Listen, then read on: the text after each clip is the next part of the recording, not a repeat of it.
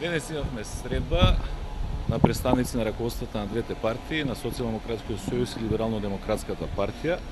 Ја искористивме оваа можност да размениме мислења околу вкупните состојби во државата. Морам да кажам дека оценките ни се слични, да не речем идентични. Заедно оценивме дека на вистина во поодделни клучни области состојбите се катастрофални, а имајќи во предвид дека владата, односно власта, нема намера да направи никаква корекција на своите политики, нашите предвидувања се дека работите ќе одат од лошо кон полошо.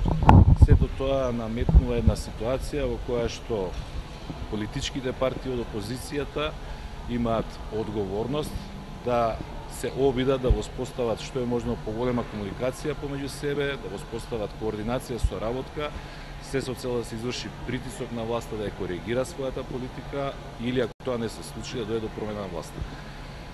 Во наредниот период ќе се интензивираат контактите, дали од тоа на крајот ќе произлезе и формална соработка и формирање на заедничка предизборна коалиција, во овој момент е рано се каже, меѓутоа ценам дека ова е еден добар почеток на взаемна соработка помеѓу овие две партии.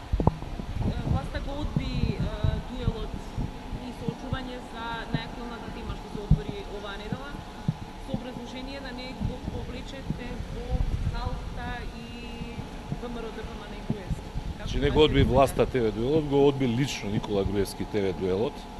Не собра и овој пат ни храброст, нити се одважи да седне на јавна сцена наспроти мене да ги соочиме сите факти и аргументи за секое прашање за кое што ќе посака. Вие бевте сведоци дека му дадов можност да бира на која телевизија, во кој момент, со кој сака новинар како медијатор, едноставно да го цитирам токму господинот Груевски, народот има право да ја разбере вистината, а како да ја разбере вистината кога Груевски се плаши и бега од едно такво соочување.